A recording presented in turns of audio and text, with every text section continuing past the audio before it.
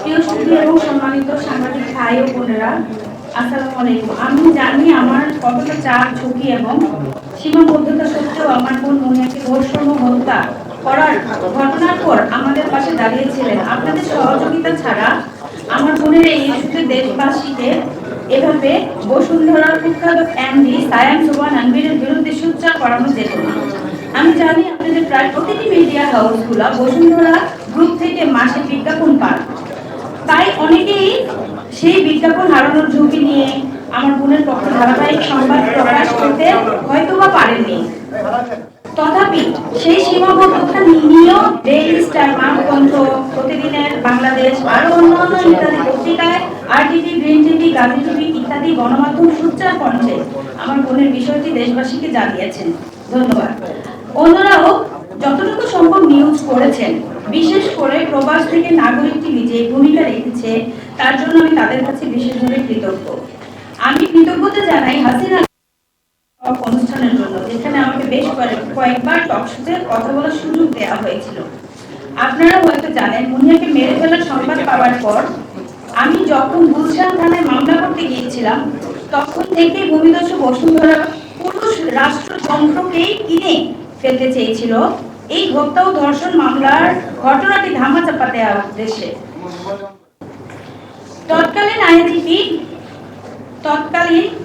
IGP বেনজির এবং গুলশান থানার DC Sudip Kumar, DC Nazmul, OC Abu Hossain, SI Ali Ashraf, SI Ali Golam Mukhtar Ashraf হবে এখানে একটু মানে পিবিআই এর যে কর্মকর্তা এডিট হবে, তো গোলাম মুক্তার আশরাফ আনভীরকে বাঁচিয়ে দেওয়ার জন্য নির্লজ্জ ভূমিকা রেখেছিল। পরবর্তীতে গুলশান থানা আনভীরকে অব্যাহতি দিয়ে তাদের তদন্ত প্রতিবেদন জমা দেয়। আপনারা হয়তো জানেন, আমি আওয়ামী পরিবারের একজন সন্তান। আমার প্রয়াত বাবা একজন মুক্তিযোদ্ধা ছিলেন। তিনি কুমিল্লাতে আওয়ামী লীগের রাজনীতির সাথে প্রত্যক্ষভাবে জড়িত ছিলেন। একজন মুক্তিযোদ্ধার সন্তান হিসেবেও আওয়ামী লীগ সরকারের শাসন আমলে আমি আমার বোনের হত্যার বিচার দাবিতে দাঁড়ে দাঁড়ে ঘুরেও ন্যায় বিচার পাইনি। আমি জানতে পারি তৎকালীন আইনমন্ত্রী আনিসুল হক তার বান্ধবী তৌফিকা করিমকে দিয়ে মোটা অঙ্কের টাকা আনভীরের থেকে ঘুষ নিয়ে মামলা প্রবাহিত করার চেষ্টা করেন। আমি এসব ব্যাপারে সভাপতি এবং সাবেক প্রধানমন্ত্রী শেখ হাসিনার সাথে সাক্ষাৎ করার জন্য একাধিকবার আবেদন করি। প্রায় ২৬ পৃষ্ঠার চিঠি তার দৃষ্টি আকর্ষণ করার চেষ্টা করি, কিন্তু তিনি আমার সাথে সাক্ষাৎ দেননি। আমরা দেখেছি ছাত্র গণহত্যার সময় তিনি ভবন এবং অবকাঠামোর ক্ষতি দেখতে চান, অথচ ছাত্রদের দেখতে যাওয়ার সময় তার হয়ে ওঠে না। একইভাবে তিনি খুনি আনভীর ও শাহ আলমের সাথে ঠিকই দেখা করেছেন। আপনারা নিশ্চয় আনভীরের ফেসবুকে মাসখানেক আগে শেখ হাসিনার সাথে তাদের সাক্ষাতের কিছু ছবিও দেখেছেন, অথচ আমার সাথে একটিবার সাক্ষাতের সময় হয়ে ওঠেনি। সেটা নিয়ে আমি অনেক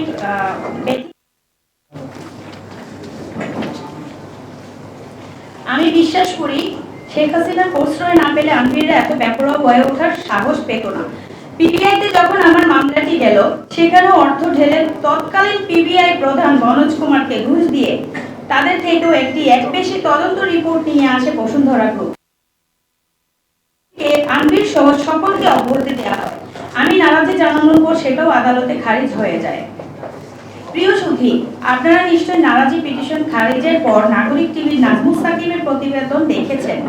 সেই প্রতিবেদনে নাজমুস সাকিব কিছু অডিও রেকর্ড ফাঁস করেন, যার থেকে প্রমাণ হয়ে যায় বিচারক কিভাবে প্রভাবিত হয়ে আনভীরের পক্ষে রায় দেন এবং আমার নারাজি পিটিশন খারিজ করে দেন। এভাবে মুনিয়া কাছে বিকৃত হয়নি, আমিও হাল ছেড়ে দেইনি। আমার মামলা এখনো চলমান রয়েছে আইনি প্রক্রিয়ায়। আমি বিশ্বাস করি স্বৈরাচার হাসিনা পতনের পরে স্বাধীন বাংলাদেশে আমি ন্যায় বিচার এখন প্রত্যাশা করতেই পারি। অর্থনীতিবিদ, সর্বজনশ্রদ্ধেয় মাননীয় প্রধান উপদেষ্টা ডক্টর মোহাম্মদ ইউনূস সাহেব, তার আইন উপদেষ্টা ডক্টর আসিফ নজরুল সাহেব, তারা দুজনেই অত্যন্ত ন্যায়পরায়ণ মানুষ। আমি জানি তাদের কাছে আমার বোনের ন্যায় বিচার প্রত্যাশা করছি।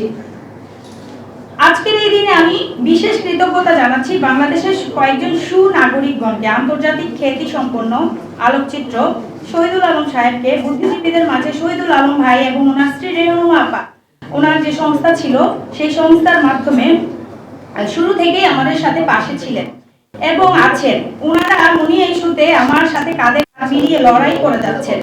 আমি বিশ্বাস করি আমাদের এই লড়াই আজ আর একার লড়াই নয়। মুনিয়া ন্যায় বিচার নিশ্চিতের মাধ্যমে দেশের আইন, দেশের বিচার